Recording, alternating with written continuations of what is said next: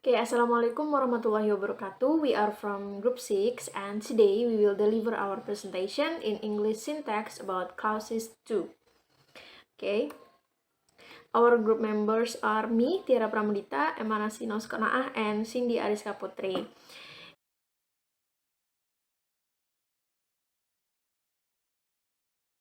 And our materials today is first about main and subordinate clauses, second clause and sentences, third more properties of subordinate clauses, and finite and non-finite clauses. Okay, the first material is the first material is about main and subordinate clauses. One very traditional view of subordinate clauses is that they derive from main clauses which are put into subordinate positions in sentences and undergo certain syntactic changes. The relationship between main and subordinate clauses is when a complementizer is removed from an adverbial clause or a complement clause. In English, it leaves a sequence of words which make up a complete main clause. Jadi materi yang pertama adalah tentang klausa utama dan juga anak kalimat atau klausa bawahan. Jadi definisi tradisional tentang anak kalimat atau subordinate clauses adalah bahwa mereka itu berasal dari klausa utama yang ditempatkan pada posisi sebagai anak kalimat atau posisi bawahan dalam kalimat dan mengalami perubahan sintaksis tertentu. Nah, hubungan antara klausa utama dengan klausa bawahan itu adalah kita bisa melihat bahwa ketika pelengkap itu dihilangkan dari klausa adverbial atau klausa pelengkap dalam bahasa Inggris, maka yang meninggalkan urutan kata yang membentuk klausa utama yang lengkap. The relationship between main clause to relative clause is as follows. For example, the cottage which Mrs. Dashwood accepted was very small. Assume that the source of relative clause which Mrs. Dashwood accepted is Mrs. Dashwood accepted which, with the pronoun which in the usual slot for direct objects. The pronoun which is moved to the front of the clause, in fact to a special slot for a complementizers outside the main body of the clause. This enables us to show both that which is the direct object of accepted and that is the complementizer of relative clause. Okay. Hubungan antara klausa utama dan klausa relatif adalah dapat digambarkan dalam contoh.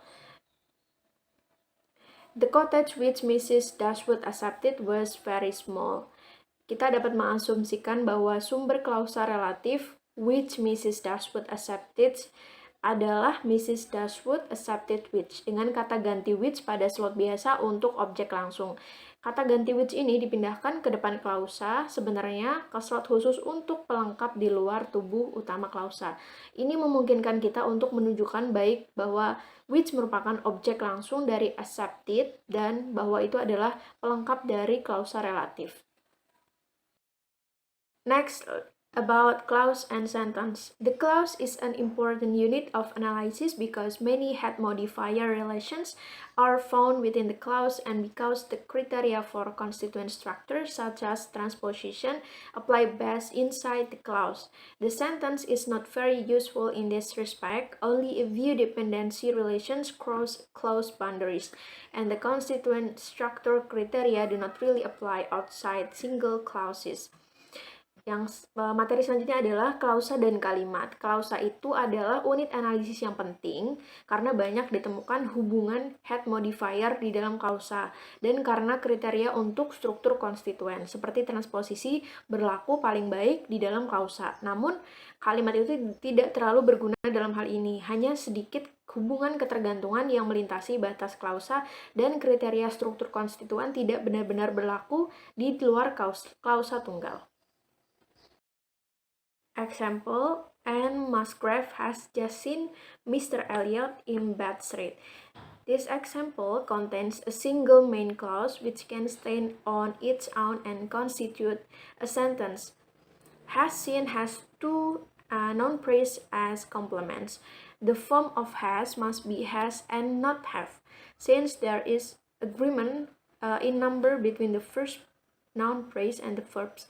If we replace Mr. Elliot with a pronoun, the pronoun has to be him and not he. The perfect has seen always time adverbs such as just, but excludes time adverbs such as in March or 5 years ago. Selanjutnya, contohnya adalah Anne Musgrave has just seen Mr. Elliot in Bath Street. Contoh ini berisi satu klausa utama yang dapat berdiri sendiri dan membentuk sebuah kalimat. Has terlihat memiliki dua noun phrase sebagai pelengkap. Bentuk have itu harus has dan tidak boleh have karena ada kesepakatan jumlah antara frase kata benda pertama dan kata kerja. Jika kita mengganti Mr. Elliot dengan kata gantinya itu harus him dan bukan he. Sedangkan the perfect atau has seen-nya memungkinkan kata keterangan waktu seperti just, tetapi tidak termasuk kata keterangan waktu seperti pada bulan Maret atau 5 tahun yang lalu. And for example, Nurse Roque has discovered where Anne Elliot stayed. This example contains the main clause Nurse Roque has discovered where Anne Elliot stayed. The object of discover is itself a clause, where Anne Elliot stayed. This complement clause is said to be embedded in the main clause and is controlled by discovered. Only some verbs allows a clause as opposed to an ordinary noun phrase, and discover is one of them. C. Nurse Roque suspected that Mrs. Clay planned to run away with Mr. Elliot. As in C, suspect on the other hand excludes infinitives. Contoh selanjutnya adalah Nurse Roque has discovered where Anne Elliot stayed. Contoh ini berisi klausa utama, yaitu Nurse Roque has discovered where Anne Elliot stayed. Objek dari discover sendiri itu adalah sebuah klausa, yaitu where Anne Elliot stayed. Klausa pelengkap ini tertanam di dalam klausa utama dan dikendalikan oleh discover. Hanya beberapa kata kerja yang mengizinkan klausa sebagai berlawanan dengan frasa kata benda, dan discovered adalah salah satunya. Sedangkan yang C, Nurse Roque suspected that Mrs. Clay planned to run away with Mr. Elliot. Seperti pada 2C, tersangka di sisi lain mengecualikan infinitif. Verb complement clause is substitute for either noun phrase with a transitive verb. For example, A. Anne astonished her father. B. That Captain Wentworth married Anne astonished her father. C. Sir Walter Elliot imagined the scene. And D. Sir Walter Elliot imagined that he was still handsome. And in A is replaced in B by the complement clause that Captain Wentworth married Anne. The scene in C is replaced in D by the complement clause that he was still handsome. At the end of the verb phrase, as in 1, and adverbial clauses of time typically occur in the same position as in 2. 1. A. Yesterday Lydia eloped with Wickham, and B. Lydia eloped with Wickham yesterday. And 2. A. When Lydia went to Brighton, she eloped with Wickham, and Lydia eloped with Wickham when she went to Brighton. Oke. Klausa pelengkap kata kerja menggantikan salah satu frasa kata benda dengan kata kerja transitif. Contohnya, Anne membuat ayahnya heran. Yang B, bahwa Kapten Wentworth menikahi Anne membuat ayahnya heran. C. Sir Walter Elliot membayangkan pemandangan itu. Dan D. Sir Walter Elliot membayangkan bahwa dia masih tampan. N di 3A diganti di 3B dengan klausa pelengkap bahwa Kapten Wentworth menikahi Anne. Adegan di 3C diganti di 3D dengan klausa pelengkap bahwa dia masih tampan. Di akhir frasa verba seperti pada 1 dan klausa adverbial waktu biasanya muncul pada posisi yang sama seperti pada 2. 1A, kemarin Lydia kawin lari dengan Wickham. Yang B, Lydia kawin lari dengan Wickham kemarin. Kemudian yang 2A, ketika Lydia pergi ke Brighton, dia kawin lari dengan Wickham. Sedangkan yang B, Lydia kawin lari dengan Wickham ketika dia pergi ke Brighton. That's all from me, and the next material will be delivered by Cindy Ariska. Thank you. Adverbial clauses of reason behave in a similar fashion. It can precede or follow the main clause, and both are optional adjunct. First, A. Because of the strike, the commuters traveled by army lorry. B. The commuters traveled by army lorry because of the strike. Second, A. Because the bus drivers were on strike, the commuters traveled by army lorry. B. The commuters traveled by army lorry because the bus drivers were on strike. Clauses of concession and condition can also be seen as parallel to phrase. A can be rephrased as B. A. Although Mr. Darcy disliked Mrs. Bennet, he married Elizabeth. B. In spite of this dislike of Mr. Bennet, Mr. Darcy married Elizabeth.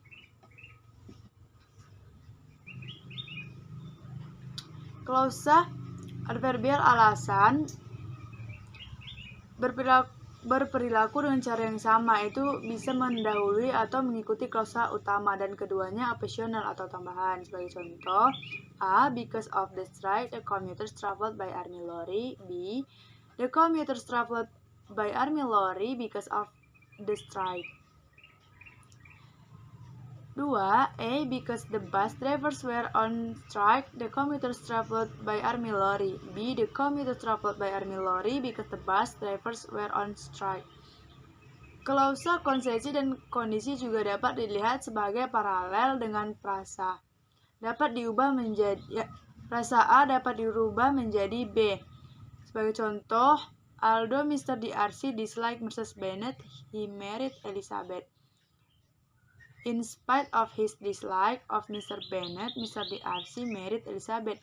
Ungkapan meskipun tidak jelas merupakan ungkapan konsesi, sedangkan kemarin dan karena pemogokan jelas merupakan ungkapan waktu dan alasan masing-masing. Contoh, B tetap menyatakan suatu konsesi.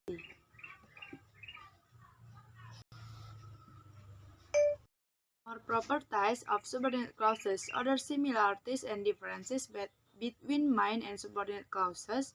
The subordinate clauses in a given sentence are to a large extent grammatically independent of the main clause that cannot stand on their own. The main clause does not control the choice of verb and other constituents, nor the choice of participant rules, tense, aspect, and modal verb. Persamaan dan perbedaan lain antara klausa dan klausa bawahan. Klausa bawahan dalam kalimat tertentu sebagian besar secara tata bahasa independen dari klausa utama. Mereka tidak bisa berdiri sendiri. Klausa utama tidak mengatur pilihan verba dan konstituen lain, maupun pilihan peran partisipan, tenses, aspek, dan verba modal. Example of the variant of the complement clause. A. We heard that Captain Benwick would marry Louisa Heather, or that Mary Heather was a hypochondriac, or that Admiral Croft was always accompanied by his wife. B. We hear that Captain Benwick has married Louisa Heather, or that Captain Benwick married. C. We heard that Captain Benwick might marry or must have married Louisa Heather. Subordinate clauses are, however, subject to a number of constraints that do not apply to main clause. For instance, main clauses can be declarative, interrogative, or imperative.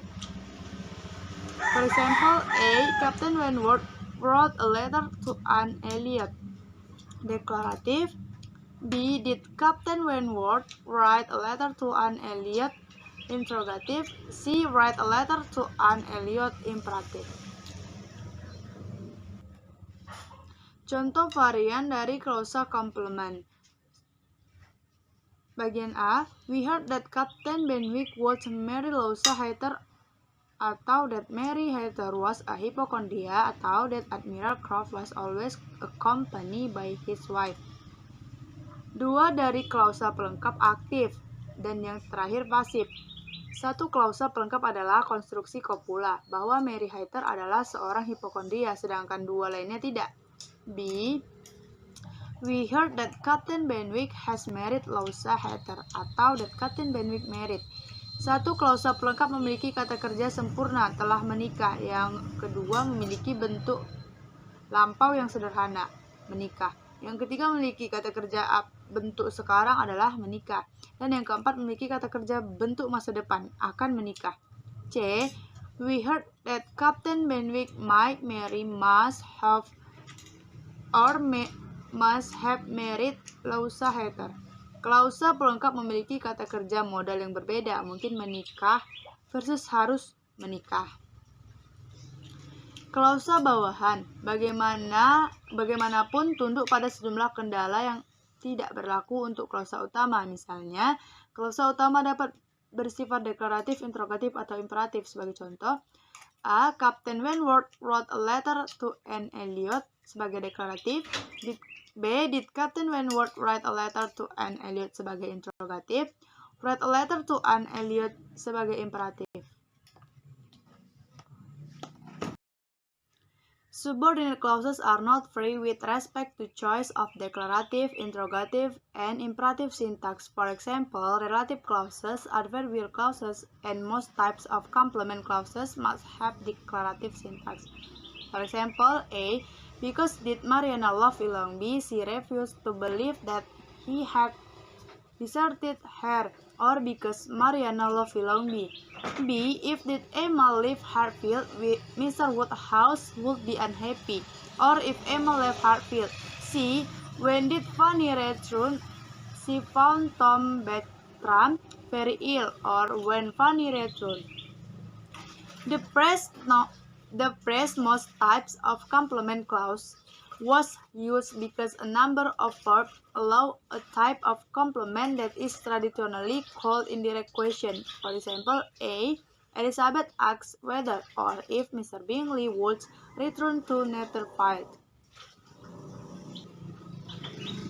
Klausa bawahan tidak bebas dalam pemilihan sintaksis deklaratif, interrogatif, dan imperatif. Misalnya, klausa relatif, klausa adverbial, dan sebagian besar jenis klausa pelengkap harus memiliki sintaksis deklaratif. Sebagai contoh, A. Because did Mariana love Ilongbi, she refused to believe that he had deserted her. Atau because Mariana loved Ilongbi. B. If did Emma leave Hartfield, Mr. Woodhouse would be unhappy. Atau if Emma left Hartfield. C. When did Fanny return, she found Tom Bertram very ill. Atau when Fanny returned. Ungkapan sebagian besar jenis klausa pelengkap digunakan karena sejumlah kata kerja memungkinkan jenis pelengkap yang secara tradisional disebut pertanyaan tidak langsung. Contohnya, A. Elizabeth asks whether or if Mr. Bingley would return to Netherfield. Clause, for instance, my clause can be declarative or imperative. For example, Captain Wentworth wrote a letter to Anne Elliot declarative. Did Captain Wentworth write a letter to Anne Elliot interrogative? Write a letter to Anne Elliot imperative. Subordinate clauses are not free with respect to choice of declarative, interrogative, and imperative syntax. For example, relative clauses, adverbial clauses, and most types of complement clauses must have declarative syntax. For example, because did Mariana love Ilongbi, she refused to believe that he had deserted her. Or because Mariana loved Ilongbi. If did Emma leave Hartfield, Mr. Woodhouse would be unhappy. Or if Emma left Hartfield. Lebih banyak properti klausa bawahan bagaimanapun pada sejumlah kendala yang tidak berlaku untuk klausa utama. Misalnya, klausa utama dapat bersifat deklaratif, interrogatif, atau imperatif. Sebagai contohnya, klausa bawahan tidak bebas dalam pemilihan sintaksis deklaratif, interrogatif. Misalnya, klausa relatif, klausa adverbial, dan sebagian besar jenis klausa pelengkap harus memiliki sintaksis deklaratif.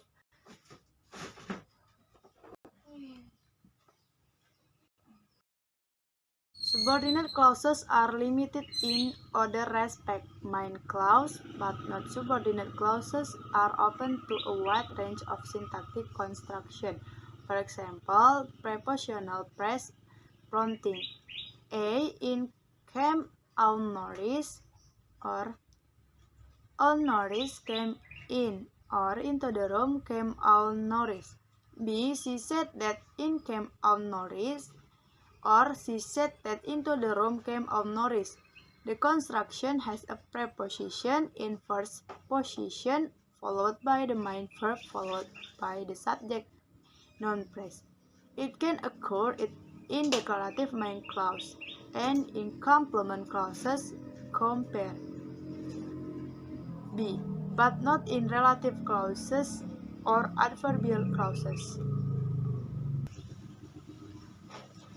Klausa bawahan dibatasi dalam hal lain, klausa utama tetapi bukan klausa bawahan.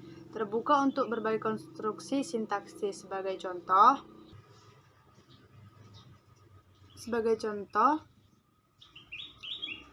A in came on notice, or on notice came in, or into the room came on notice. B, she said that in came on notice, or she said that into the room came on notice. Konstruksi memiliki preposisi di posisi pertama, diikuti oleh kata kerja utama, diikuti oleh subject noun phrase. Ini dapat terjadi dalam klausa utama deklaratif dan dalam klausa pelengkap.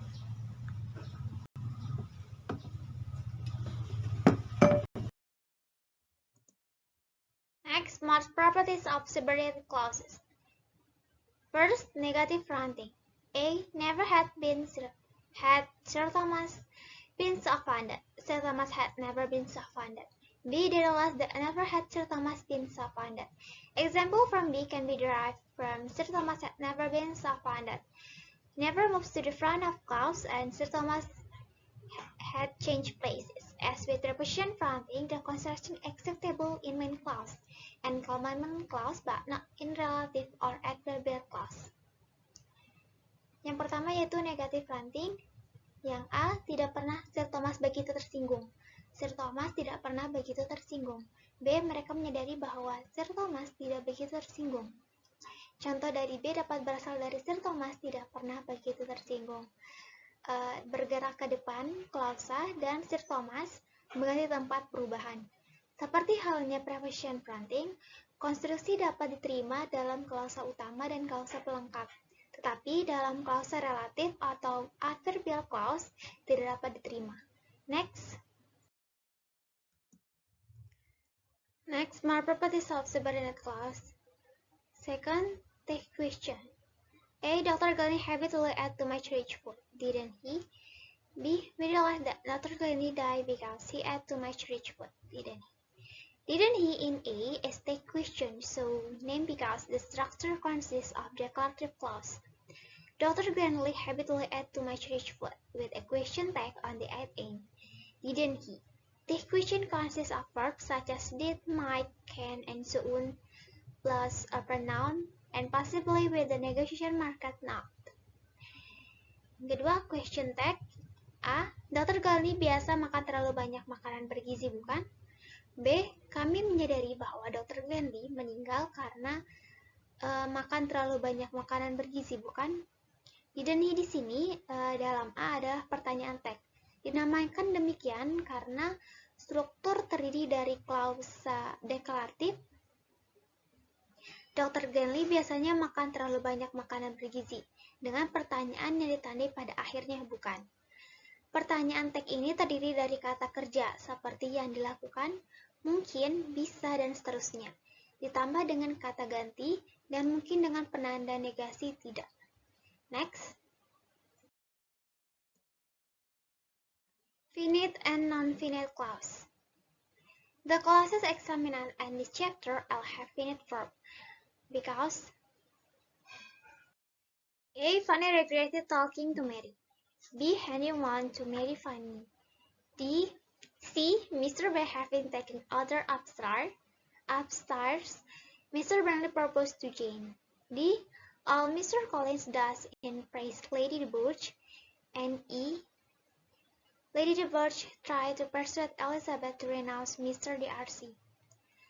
Such sequences were interestingly treated as phrase.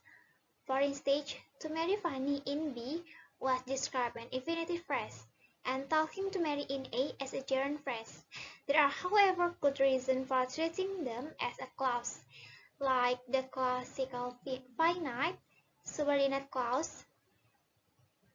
They contain a verb and full set of modifiers.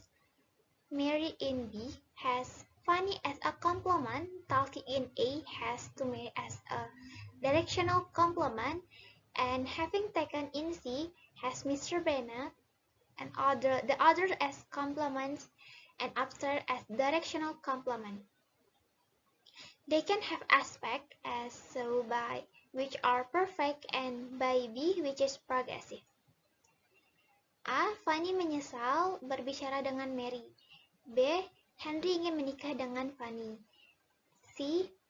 Nyonya Bennet setelah mengambil yang lain di lantai atas, Mr. Bingley melamar Jane. D. Semua Mr. Collins lakukan adalah selalu memuji Lady DeBurgh. E. Lady DeBurgh mencoba membujuk Elizabeth untuk meninggalkan Darcy. Urutan seperti ini sampai saat ini diperlakukan sebagai frase. Misalnya, untuk menikahi Fanny pada B digambarkan sebagai frase infinitif, dan berbicara dengan Maria dalam A sebagai frase gerund. Namun, ada alasan yang bagus untuk memperlakukan mereka sebagai klausa, seperti anak kalimat klasik yang terbatas. Mereka berisi kata kerja dan satu set lengkap dengan modifiers. Menikah di B memiliki Fanny sebagai pelengkap. Berbicara dalam A harus Mary sebagai pelengkap dan terarah. Pelengkap terarah maksudnya. Dan setelah mengambil dalam C memiliki Mr. Bennet dan yang lainnya sebagai pelengkap. Dan lantai atas sebagai pelengkap terarah. Mereka dapat memiliki aspek seperti yang ditunjukkan oleh A dan C yang sempurna dan oleh B yang progresif. Next, the non-finite construction do allow some modality to be signal, that is, events can be presented as necessary or requiring permission or requiring ability as in A until C. A. Fanny regrets having to talk to Honoris necessity. B. Julia and Maria want to be allowed to perform a play. Permission. C. Edmund want Fanny to be able to ride a horse. Ability. Konstruksi yang tidak terbatas memungkinkan beberapa modalitas untuk ditandai, yaitu peristiwa dapat disajikan sepertinya, atau membutuhkan izin, atau membutuhkan kemampuan seperti dalam contoh A sampai B. Yang A, Fanny menyesal harus berbicara dengan Bibi Norris. Itu termasuk kebutuhan kemampuan. B, Julia dan Maria ingin diizinkan untuk bermain. Termasuk izin atau permisi. C, Edmund ingin Fanny bisa menunggang kuda. Termasuk dalam kemampuan atau ability. Lalu selanjutnya, A. Fanny loved talking to Mary. In A singular analysis is applied to the gerund, taking a phrase that complements love, where the understood subject of talking is Fanny. In contemporary terms, the subject of love is how to control the subject of the dependent gerund. Here, the subject of love controls the subject of talking to Mary. Contoh yang A, Fanny suka berbicara dengan Mary. Dalam contoh A, analisis serupa diterapkan pada gerund. Frase ing yang melengkapi dicintai, di mana subjek pembicaraan yang dipahami adalah Fanny. Dalam istilah kontemporer, subjek cinta dipegang untuk mengendalikan subjek gerund, tergantung dengan subjek cinta mengontrol subjek berbicara dengan Maria. Next. The last and summary. The traditional distinction between clause and sentence is important. A main clause combines with one or more subordinate clause to form a sentence. Where different clauses occur, instances can be described as can where phrases occur inside clause. Where sentences occur in text cannot be described except very loosely. Sentences can be regarded as low-level and unit of discourse. Main clauses allow a very wide range of syntactic construction and all distinction of aspect, tenses, and mood. In contrast, subordinate clauses allow a smaller range of syntactic construction and favor distinction of aspect, tenses, and mood. There is a hierarchy of subordinate clause. Complement clause are less of subordinate.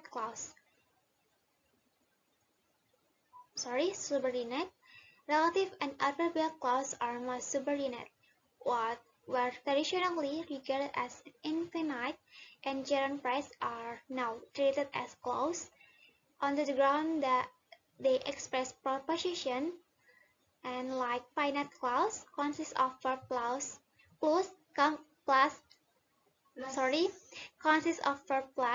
complement and adjunct. Perbedaan tradisional antara klause dan kalimat sangat penting. Klause utama menggabungkan dengan satu atau lebih anak kalimat untuk membentuk sebuah kalimat, di mana klause yang berbeda terjadi dalam kalimat dapat dijelaskan. Seperti halnya di mana frase terjadi dalam klausa, di mana kalimat terjadi dalam teks tidak dapat dijelaskan kecuali sangat longgar. Kalimat dapat dianggap sebagai unit wacana tingkat rendah. Klausa utama memungkinkan berbagai konstruksi sintaksis yang sangat luas dan semua perbedaan aspek, tenses, and mood. Sebaliknya, anak kalimat memungkinkan berbagai konstruksi sintaksis yang lebih kecil dan lebih sedikit dengan perbedaan aspek, tenses, and mood. Ada hierarki anak kalimat. Klausa pelengkap adalah klausa subordinat. Relatif dan adverbial clause yang merupakan anak kalimat. Apa yang secara tradisional dianggap sebagai frase infinitif dan gerund sekarang diperlukan sebagai klausa bahwa mereka mengekspresikan preposisi dan seperti klausa terbatas terdiri dari kata kerja ditambah dengan pelengkap dan tambahan. Thank you for attention. Wassalamualaikum warahmatullahi wabarakatuh.